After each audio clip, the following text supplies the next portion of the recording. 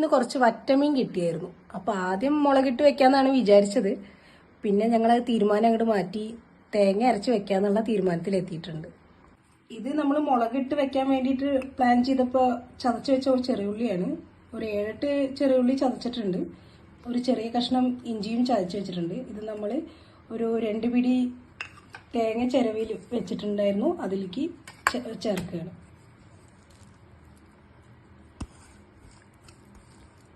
ഇതിങ്ങനെ ചതക്കേണ്ട ആവശ്യമൊന്നുമില്ല. ഇത് ഞങ്ങൾ മുളകിട്ട് വെക്കാമെന്നുള്ള പ്ലാനായപ്പോൾ ചതച്ച് വെച്ചതാണ്. അതിലേക്ക് 1/2 ടീസ്പൂൺ മഞ്ഞൾപ്പൊടി, അതിലേക്ക് 1 ടീസ്പൂൺ മല്ലിപ്പൊടി, 2.5 ടീസ്പൂൺ മുളക് പൊടി, അതിലേക്ക് കുറച്ച് കുരുമുളക് പൊടിയും കൂടി ആഡ് ചെയ്യാണ്ട്.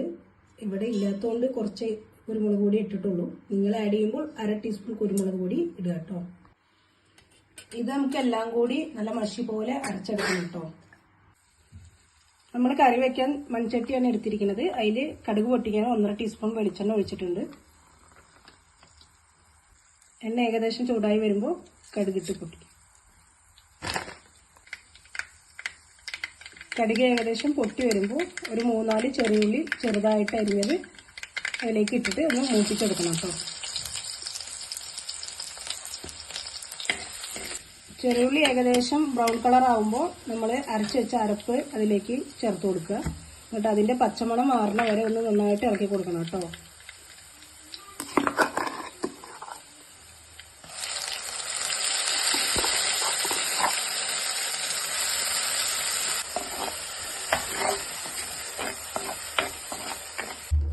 ഏകദേശം ഒരു 1.5 മിനിറ്റ് വഴറ്റിയാൽ തന്നെ ഇതിന്റെ പച്ചമണം മാറി കിട്ടും കേട്ടോ.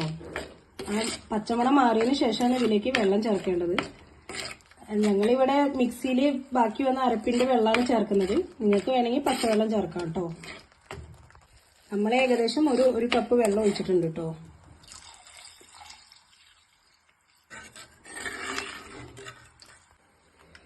അരപ്പ് നന്നായിട്ട് മിക്സ് ആക്കിയതിന് ശേഷം കറിക്ക് ആവശ്യമായ ഉപ്പും പച്ചമുളകും നേരത്തെ കുതിർത്ത് വെച്ച കുടംപുളി നമ്മൾ ഇതിൽ ഇട്ട് കൊടുക്കുന്നുണ്ട് കേട്ടോ.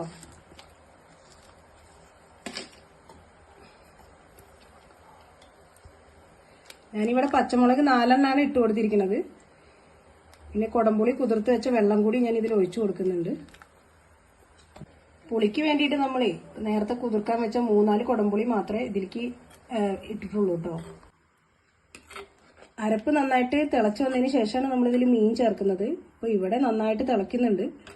അപ്പോൾ നമ്മളിതിൽ മീൻ ഇട്ട് കൊടുക്കുകയാണ് കേട്ടോ.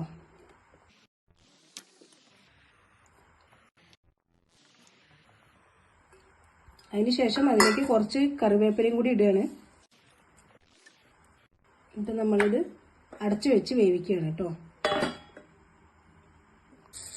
നമ്മുടെ കറി ഏകദേശം തിളച്ച് മീനൊക്കെ വെന്ത് വന്നിട്ടുണ്ട് കേട്ടോ. നമുക്ക് ചാറ് കുറച്ച് വേണമെന്നുള്ളത് കൊണ്ട് നമ്മൾ വല്ലാണ്ട് കുറുക്കണില്ല. അതുകൊണ്ട് ഇപ്പോൾ കുറച്ച് പച്ചവെളിച്ചെണ്ണ ഒഴിക്കുകയാണ് ഇതിലേക്ക്. ഞാനിത് അടച്ചിട്ടിട്ട് ഫ്ലെയിം ഓഫ് ചെയ്യാൻ പോവുകയാണ് കേട്ടോ. വീട്ടിലത്തെ ആയതുകൊണ്ടാണ് ഞാൻ ഇത്ര കറിവേപ്പില ഇട്ടത്. ഇനി നിങ്ങൾ കടയിൽ നിന്ന് വാങ്ങണതാണെന്ന് വെച്ചാൽ ഇത്ര കറിവേപ്പിലയുടെ ആവശ്യമില്ല കേട്ടോ, കുറച്ച് മതി. ഇതാണ് നമ്മുടെ കറിയുടെ ഫൈനൽ ലുക്ക്. എല്ലാവരും വീട്ടിൽ ട്രൈ ചെയ്ത് നോക്കുക. വീഡിയോ ഇഷ്ടമായ ലൈക്കും കമന്റും ചെയ്തോളൂ കേട്ടോ.